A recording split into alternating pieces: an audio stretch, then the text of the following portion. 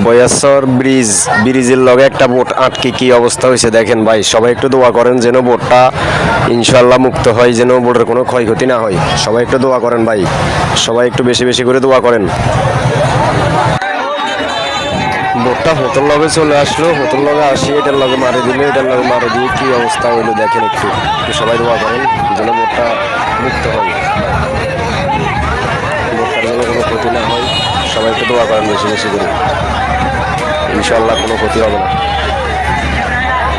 বোটটা hotel লগে চলে আসলো, হোটেল লগে আসি এটার লগে মারে দিল, এটার লগে মারে দিয়ে কি অবস্থা হইলো দেখেন। একটু একটু সবাই দোয়া করেন যেন বোটটা মুক্ত হয়, বোটটার যেন কোনো ক্ষতি না হয়। সবাই একটু দোয়া করেন বেশি বেশি করে, ইনশাল্লাহ কোনো ক্ষতি হবে না।